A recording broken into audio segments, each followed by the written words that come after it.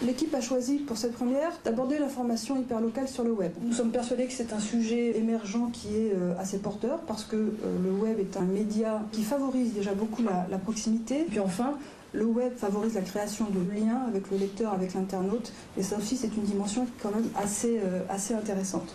Pour cette première, je vous présente nos deux invités. Katia Kermoal, qui a lancé le Daily 9e, donc, qui est un site d'information générale qui couvre le 9e arrondissement de Paris. Et puis Philippe Bordier, qui lui a lancé plus récemment le 18 Info, c'est un site d'information qui couvre également l'actualité du 18e arrondissement. On peut tout faire sur Internet, il n'y a pas les limites imposées par le papier, mais il faut absolument à un moment donné trouver un modèle économique fiable pour pouvoir continuer à bosser de cette manière. Ce qui fait l'audience de mon journal, c'est la qualité de mes papiers et de mes sujets, mais ce qui me fait vivre, c'est les annonceurs.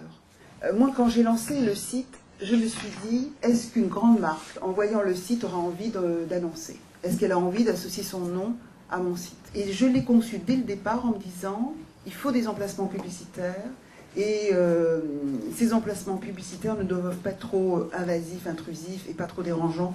Et il y a la pression du lectorat. On se rend bien compte que quand il n'y a pas d'actualisation, la fréquentation du site baisse un peu. Et ce que je veux faire comprendre, c'est que c'est un vrai boulot de journaliste et de professionnel. Aujourd'hui, je crois qu'entre guillemets, on est en train de réussir.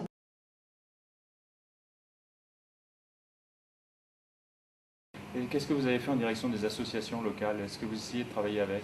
Les repas de voisins, pour vous, vous les traitez comme une info.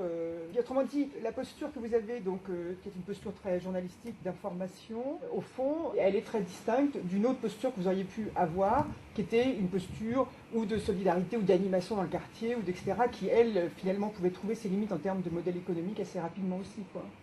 S'il y a un repas de quartier ou s'il y a une association qui fait quelque chose qui fédère, etc., ça, je vais en parler.